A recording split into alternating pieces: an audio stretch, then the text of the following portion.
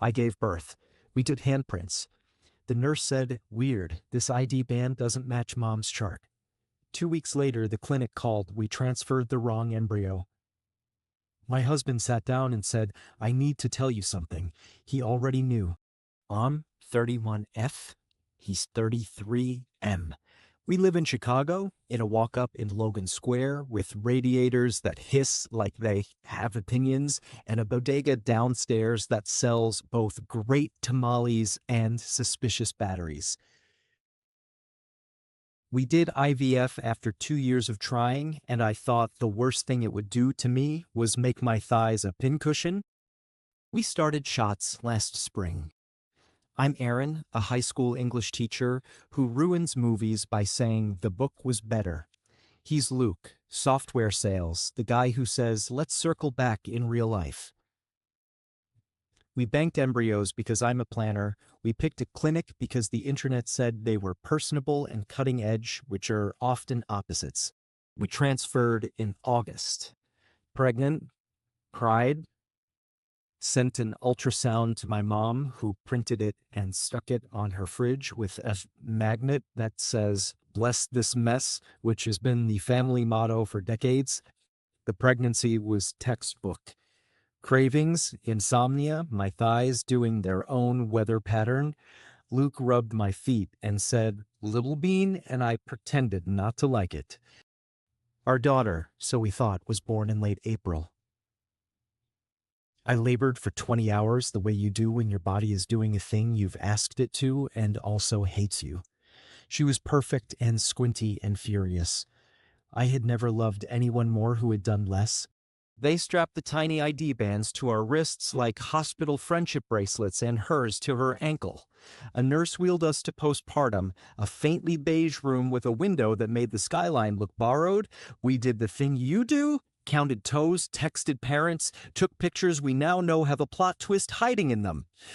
On day 2, a nurse doing routine checks looked at my chart, then at the kid's ankle band and said, "Huh," a sound that should be illegal in hospitals. "What?"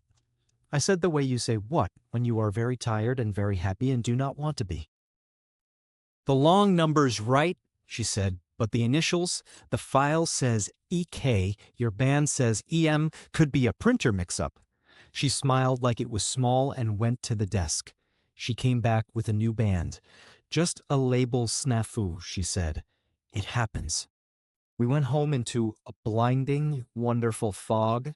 My mother came and cooked.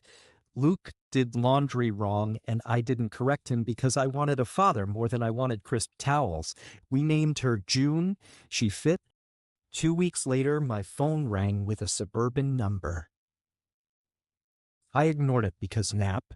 They left the voicemail. "Hello, this is Dr. Patel from Lakeside Fertility. Please call me as soon as possible. It's important." I called and put it on speaker because sleep deprivation makes you generous with your brain. Luke was on the couch with June, a receiving blanket over his shoulder like a cliché with good arms. "Aaron," Dr. Patel said, voice steadier than mine would have been, "we're auditing records. There's been a preliminary indication that an error may have occurred in the embryology lab. We need you to come in. It's time sensitive." "What kind of error?" I asked, my throat doing that too tight thing. "An IVF labeling error," she said. "We're very sorry. We'd like to run genetic testing." My mouth went dry. "Are you saying she's not ours?" There was a pause I have never forgiven. "We need to test to confirm," she said. "We'll arrange it." I hung up and the air got heavy. Luke shifted June and stared at the wall and said very quietly, "I need to tell you something." "No," I said, not loud. "If what you're about to say is what I think it is, no." He looked at me with the face I've held onto in ham-fisted seasons. "In November," he said, "I got a call from the clinic. They said there were discrepancies, not confirmed. They told me they were doing a silent audit. They said there was a 1% chance of a mix-up. They told me not to worry you. They told me to carry on. I carried on." My hearing went fuzzy. "You knew," I said. I didn't know, he said. I suspected. I thought it was like the airplane turbulence thing, that there are people in the cockpit who are calm for a reason. I thought, why make you miserable for months when it might be nothing? I thought I could carry that for us. I was wrong. It is a very specific thing to sit on a couch with a newborn asleep like a comma on your chest and realize you might be the wrong author. I said okay a lot that day. Okay in the shower. Okay while I stared at a wall. Okay to the cat. I walked into the bedroom, put my forehead on the dresser, and thought, my body kept a stranger safe for 9 months, and that is both beautiful and obscene. The clinic sent a lab tech to our apartment with cheek swabs and apology eyes. They took mine, Luke's, and June's. We waited 3 days, during which I counted eyelashes and didn't sleep. Luke slept in the living room because I asked and because he didn't argue when I said I needed to hear my own thoughts and not his breathing. The call came on a Thursday at 11:17 a.m. Aaron, Dr. Patel said, "The tests show that neither you nor your husband is genetically related to the infant." I put the phone on speaker. "We also tested a couple who had a transfer the same day as you. Their infant is genetically related to both of you." I couldn't feel my hands. "Where are they?" I asked, "and are they okay, and what is their name?" "They're in Oak Park," she said. She repeated her apologies until my brain shut down. They offered a car service, a counselor, a lawyer. They offered things like policy reviews and remediation, and we contacted our carrier, which means insurance, which means someone is going to translate our grief into dollars. I hated everyone for being fluent. We met the other couple in a conference room that smelled like lemon, cleaner, and institutional coffee. Her name is Maya. His is Ben. They are our age.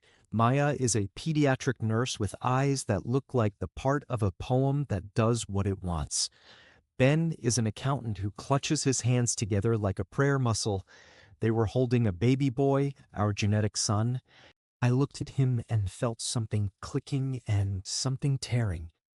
He has Luke's mouth. He has my father's forehead. He sneezed like me. Maya's eyes were swollen.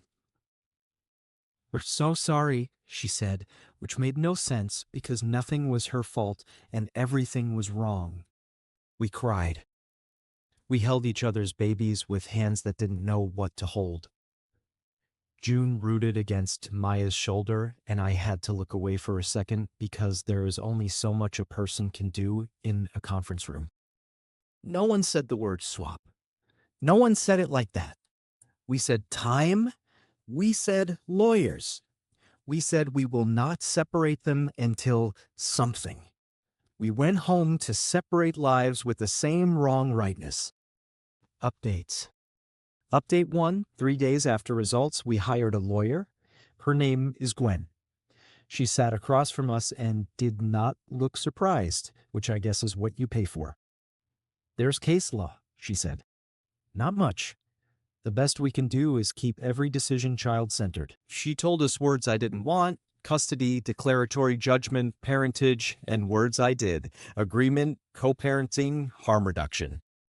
We wrote an interim plan with Maya and Ben in Gwen's office. It was a weird parenting prenup.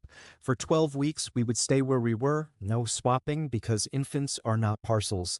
We would meet 4 times a week, alternating neighborhood parks and our apartments. We would split nights once the babies were older and could handle disruptions. We would not change names. We would call them by the names we gave them. We would use each other's pediatricians for records. We wrote it down, we initialed, we cried. Small Chicago sentence: after that meeting, I walked to Mario's Italian Lemonade on Taylor Street because my mother swears sugar water solves nothing and sometimes she's a liar. I ate ice on a curb and felt like a person. Update 2, 2 weeks later, the internet. The clinic reported to the Department of Public Health because they had to. A leak, maybe a nurse with a friend, maybe a receptionist with a heartbreak, found a stringer. A local outlet ran embryo mix-up alleged at Lakeside Fertility. They didn't name us. Reddit named us. A neighbor did the math. My principal called and said, "Do you want me to set up an email filter?" I said yes. We told our families. My mom knocked over a chair and then fixed it because that is the woman I was born to. She held June and said, "She's ours right now." Luke's parents said, "We support you." And then his dad added, "We also retain counsel because he is rich, and that's how he says I will fix it." Maya's mother called me and cried as if I were her daughter. I cried back and felt like a human trampoline. The clinic's lawyer called Gwen offers mediation, non-disclosure agreements, a settlement that could make things easier while we heal. I did not care about money. I wanted a time machine. Lacking that, I wanted no NDA that would bar us from saying the word wrong in front of our child. We rejected their first NDA. Gwen redlined it until it was mostly red. The only part we agreed to was not publishing any identifying staff names because that is not my justice to hand out. We reserved the right to say our clinic messed up. They pushed back. They pushed harder. It is amazing how much energy you find when you are awake at 3 a.m. anyway. Update 3. 1 month later, we met at our place. Maya held June and sang a song in Hindi that made June stop crying like a switch. Ben held our son, who we started calling River when we were 23 and drunk on a balcony with big plans. He looked at me and said, "He has your ears," and we both laughed because infant ears are universal and everything is performative when you're dying. We moved to overnights. The first time we brought River home, I had to sit on the stairs with him and cry for a minute before I could go upstairs. June slept at theirs, and Maya texted me a picture of her at 2:14 a.m., cheeks pink, hand on her belly, caption, "She's okay." I sent a picture of River at 2:37 a.m., doing the same faces his sister makes because babies are repetitive miracles. Luke and I slept weirdly well. Then we didn't. Our bed felt like a bed in a hotel where everything was familiar and nothing was. We went to therapy. We got a family of choice therapist who specializes in co-parenting after weird. She told us to make rituals, so we made a ritual of texting switch complete with a color heart so we didn't write essays every time. We made a ritual of not talking clinic during baby hours. Update 4. 6 weeks later, someone on a podcast called us the couples. I hated it. My name is Aaron. His is Luke. Their names are Maya and Ben. Our kids are not the story. They are two humans who like lamps, milk, and explosions in the diaper region. The clinic suspended their lab director. They posted a statement with the frequency of a corporate sorrow, deeply regret, isolated incident, implementing protocols. People in my DMs sent me equal parts rage and prayer. I turned my DMs off. Gwen filed a petition seeking a court's declaration of parentage for each child, recognizing genetic parents as legal parents and gestational mothers as what? The law doesn't have a nice box for the mom who did the work of making sure organs formed. We used the word de facto parent.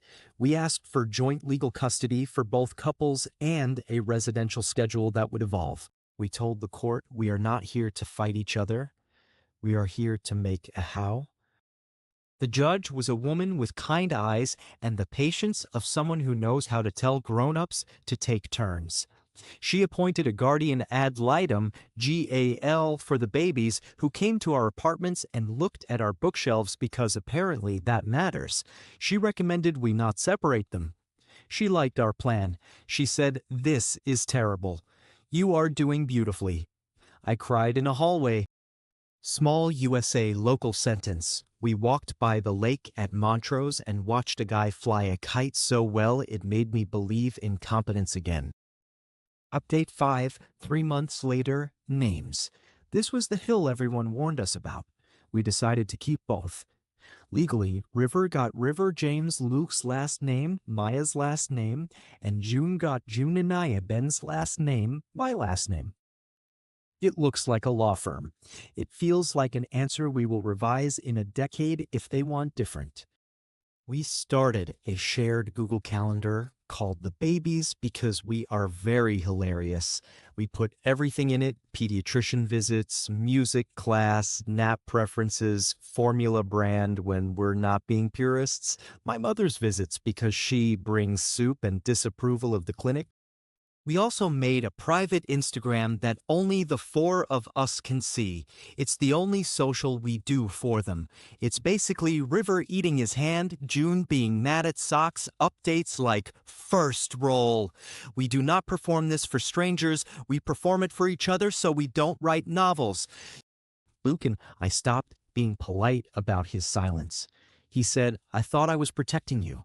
I said, "You were protecting yourself from being uncomfortable?" He said yes. We took a week off from each other and still did baby runs like UPS drivers with feelings. Update 6, 5 months later, the clinic settled. I wish I could write that they sent us a check with a note that said, "We will die now." They sent a check with a note that said, "We are sorry. We are doing better." We used the money for two things: therapy and a fund for the kids, and a stroller that doesn't try to fold your fingers into origami. Maya and I got coffee without the men. We sat and talked about how our bodies got co-opted by systems that think consent is a form you sign once in a white coat office. We talked about being grateful and being mad in the same hour. She said, "I hate that I know your bra size and your address and the way your baby smells when she's sleepy," and we laughed so hard the couple next to us moved. Ben and Luke have started to reference each other like brothers who didn't choose to be related. They talk about diaper rash brands like they're evaluating software. They say handoff about human beings and I glare at them and they change it to switch. And small Chicago sentence. Got an Italian beef from AL's and spilled just on my shirt. A guy in a bull's hat handed me a napkin like it was his calling. Update 7, 8 months later, we started daycare for 2 days a week, same place, because consistency is the god of toddlers. The teacher knows the story because we told her the part she needed to. She doesn't confuse them because she calls them by names that are not plot twist, but actual names. The first day, I cried in the hallway and washed my face with a paper towel that felt like a loofah and went to work and taught Macbeth like I hadn't lived in the Act 5 for months. We had our first big blow-up. Sleep training. Ben and Maya do it. We were not ready. We did both for a while. Comfort at ours, crying it out at theirs, and the babies adjusted to two habit organisms like champs. The therapist said kids can handle different houses. Adults can too if they stop narrating it as failure. I rolled my eyes and then wrote it down. Luke asked if we could try couples therapy again. I said yes with a clause: we come to thank and grieve, not to fix our baby. He's worked very hard at not telling me how chill the clinic seemed when they called him months ago. He admits he was a coward. He stopped using the word strong about himself like it's a cape. Update 8, 1 year later, first birthdays. We did two parties 1 block apart because the apartment doesn't hold the number of aunties we have. Cupcakes, nap time on a pallet, grandparents doing that thing where they act like they invented cake. We sung happy birthday to both twice. I held both my children and thought, language fails here. That is okay. The court stamped our order. It reads like a peace treaty.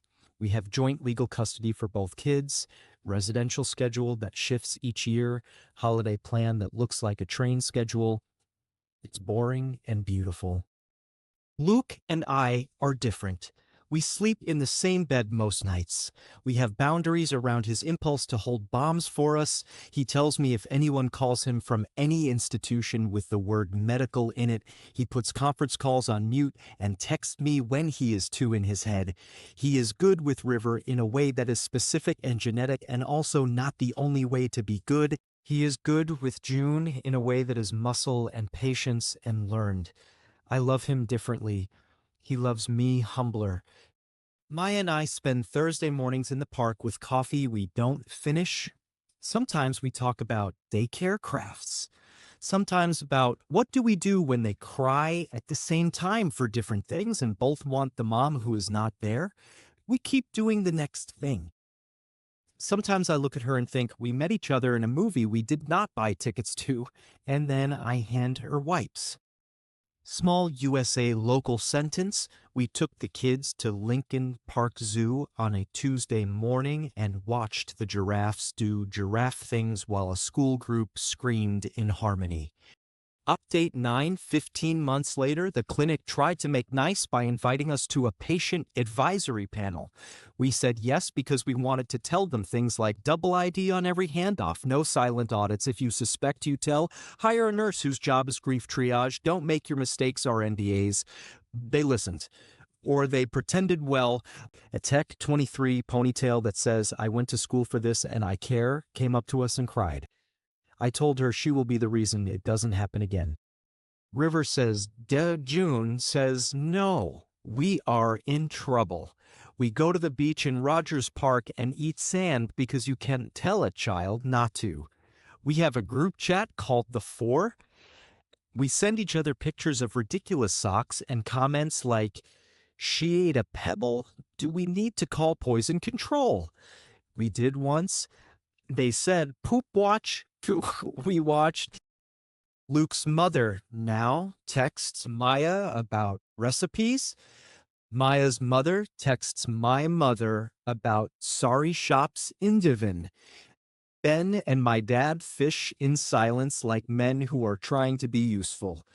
My mom has stopped calling the clinic those people and now calls them them, which I take as progress. Update 10, 2 years later, people ask if we do it again. I don't answer in public because I don't know which part they're asking about. IVF? Yes. Children? Yes. This specific pain? No. The specific joy that sits next to it? Yes, I guess. My kids know each other the way bodies know kin, even if we have to wait years to explain why. The kids call us by our names more than mom, unless they're mad, in which case everyone is mom. They call Luke dad and Ben dad, and no one explodes because language is learning. One day they will ask, who had me in their tummy and who made my nose? And we will answer simply, and then sit longer when they want complicated. Luke and I renewed vows in the only way that felt honest, in our living room, with takeout, with one sentence each. His was, I will never choose your story without you. Mine was, I will tell you when I'm scared, instead of punishing you for not guessing. Then we watched a truly terrible romantic comedy because we are smart enough to pick a world where the mix-ups end in 90 minutes and no one sues. If you're reading this because a clinic called and your world tilted, I am sorry in a way that makes me physically lean toward you. Here's what helped. Get a lawyer immediately. Not because you're going to war with the other parents, because you'll need legal scaffolding to hold your choices. Find a therapist who knows what ambiguous loss means and won't tell you everything happens for a reason. Things happen. We make reasons. Draw the schedule like it's a math problem. Babies like patterns. Adults like knowing when they'll shower. Don't let anyone both sides you into silence. You can be grateful for your child and furious at the system.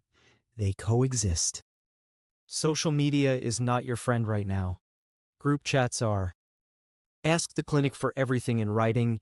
If they say silent audit, your answer is no. If they say 1% chance, your answer is I still want to know. Your relationship might not make it. That's okay. It might. That's okay too. Let it change. Make vows to your kids and new ones to each other if you want to. Eat something sweet on a curb. It helps.